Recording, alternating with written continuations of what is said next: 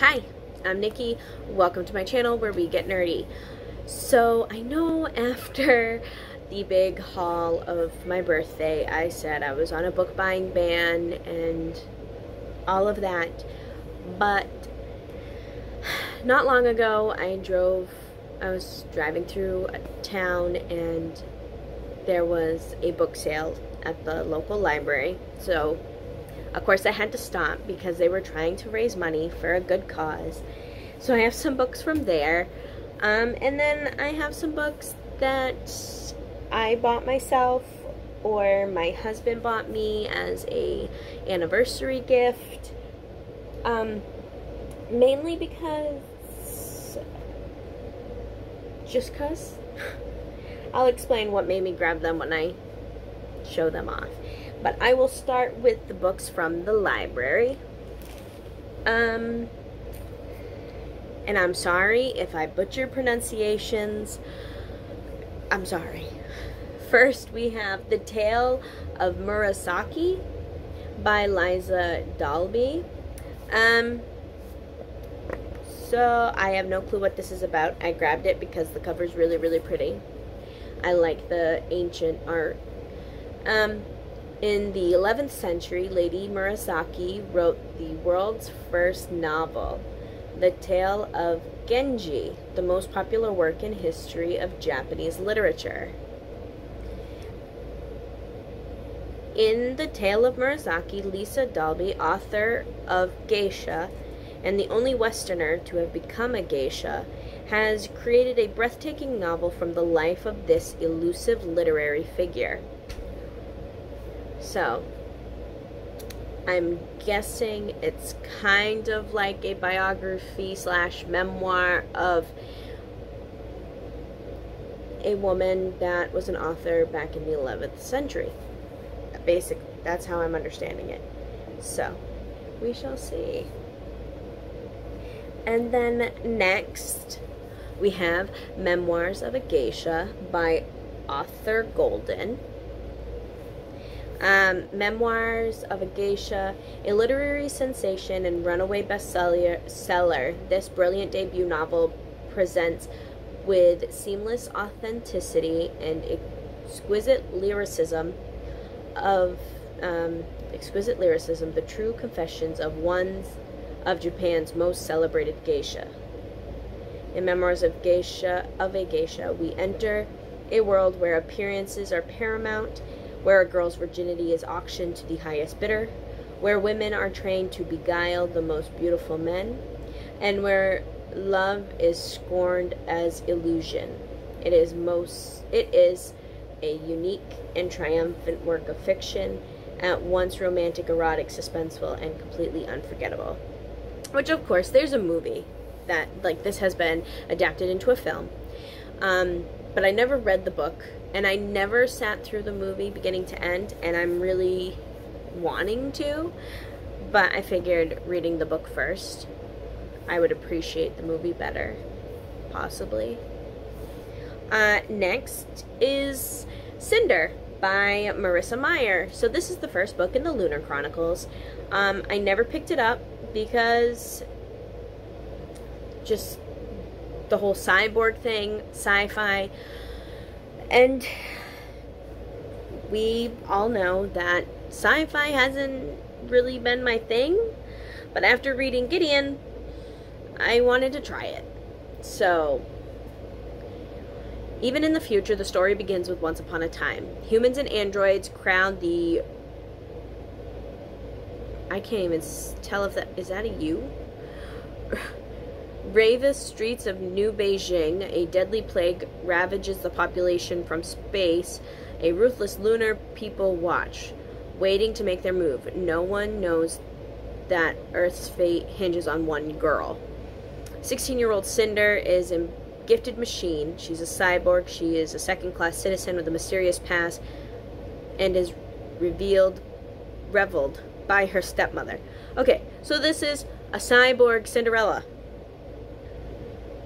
Okay, we'll see how it goes. I'm interested, and you can definitely tell it was a library book. It is well loved. but that's okay. Just because something's damaged does not mean it's not good, right? Then next we have the Legend series by Marie Lu. I don't know if it's technically called Legend series, but and of course there's no synopsis on this. Okay, from different worlds, June and Day have no reason to cross paths until June's brother is murdered and Day becomes the prime suspect. In a shocking turn of events, the two uncover what has really brought them together and the sinister lengths to which their country will go to keep its secrets. So, I know that this is dystopian, and I'm not really a fan of dystopians. I know. I'm, like, not a fan of anything, but I'm intrigued, and getting the 3 books in one sitting makes it better than trying to hunt them down. So, I'll take it, right? My big issue with, like, the majority of dystopians, like, Hunger Games or Divergent, is, I don't like the whole kid-on-kid violence. I don't know why. It bugs me. And the last book from the library might honestly be a bit of a shocker, because I don't know why I grabbed it, and I don't know why I ended up taking it, but it's Dracula by Bram Stoker, illustrated by Charles Keeping. I have never read Dracula, and I want to, but at the same time, like, I'm intimidated by classics. If it is not Edgar Allan Poe, they really intimidate me. So, we're gonna give it a try. Yeah, right? It won't be that bad. It can't be that bad, right? It's a classic. So the next stack of 1, 2, 3, 4, 5, 6, 7. The next stack of 7 are books that I have bought or that my husband has picked up for me. We'll just start, I guess, on the top. We have Ninth House by Leigh Bardugo. I don't know what this book is about. I didn't care to read the synopsis. It was honestly the snake that sold it for me. Because in this house we like danger noodles. So this is Galaxy. Alex Stern is the most unlikely member of Yale's freshman class. Raised in Los Angeles hinterlands by a hippie mom, Alex dropped out of school early and into a world of shady drug dealer boyfriends, dead-end jobs, and much worse. In fact, by age 20, she's the sole survivor of a horrific unsolved multiple homicide. Some might say she's thrown her life away, but at her hospital bedside, Alex is offered a second chance to attend one of the world's most prestigious universities on a full ride. What's the catch, and why her? And then I'm not going to read the rest of it, because I want there to be a little bit of suspense for me. So, Ninth House by Leigh Bardugo. I know this is an adult novel versus YA, and shocker, I hardly read adult. Ever.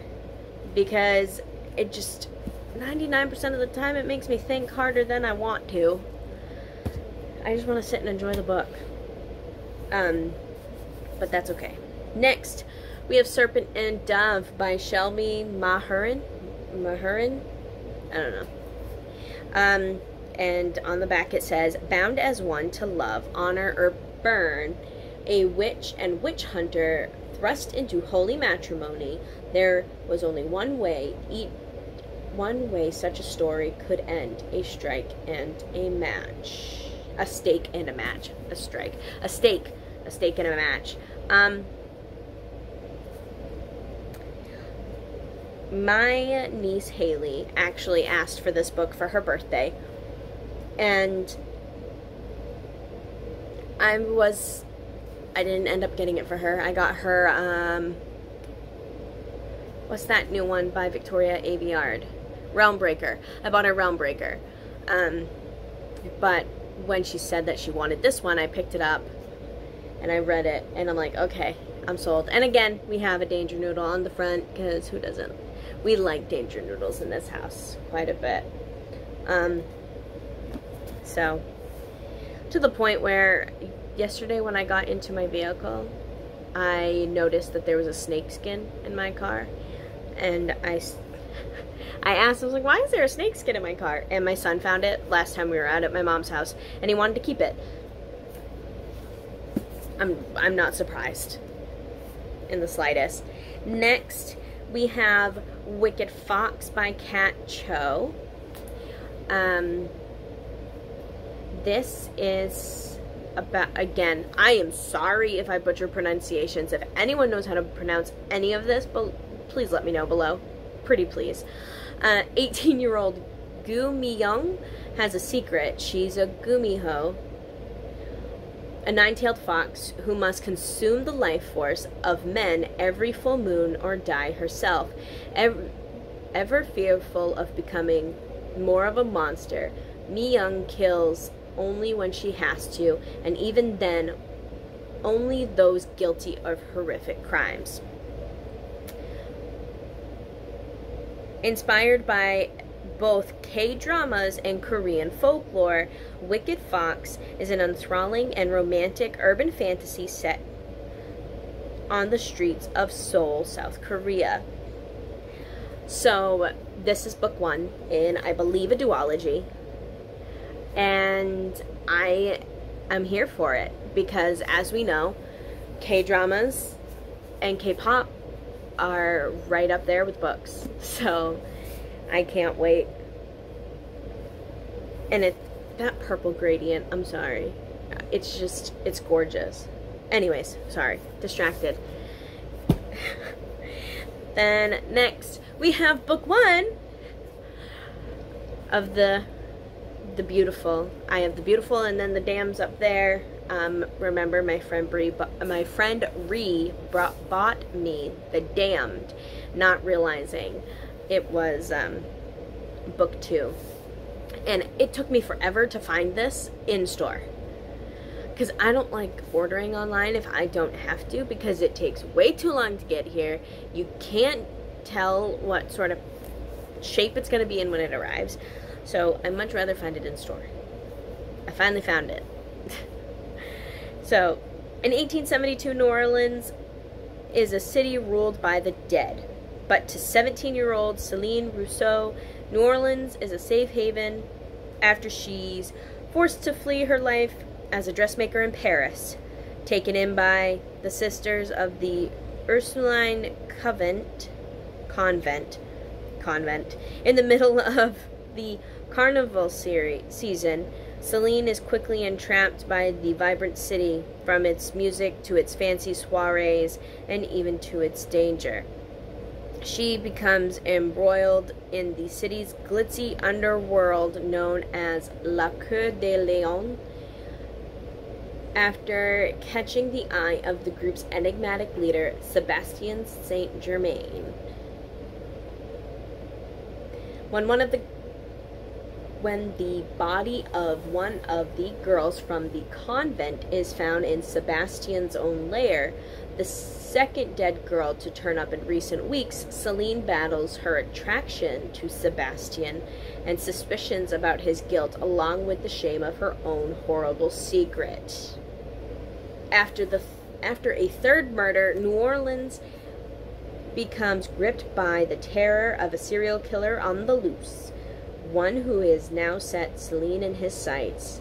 As the murderer stalks her, Celine finally takes matters into her own hands, only to find herself caught in the midst of an age-old feud between the darkest creatures of the night, where the price of forbidden love is her life. Ooh. Oh, I never read the back. I just grabbed it because I know I had the second book.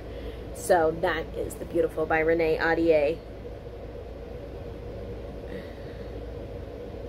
Okay, I'm captivated. Next, we have The Daughter of the Siren Queen by Trisha Levenseller. Not gonna read what this is about because I haven't talked about the first book in the series yet. Like, you know that I have read it, but you don't know how it goes. Just know this is the second book to this. So, just know that. And if I could get it, of course I'm not going to be able to get it back in its spot. There we go. Next, we have Graceling by Kristen Cashore. Yes, I already owned a copy. However, it didn't match my other copies, and that is something that irritates me.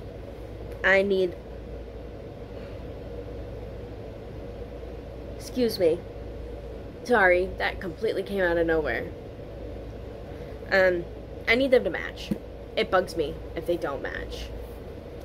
So, Katsa is a Graceling, one of the rare people born with an extreme skill.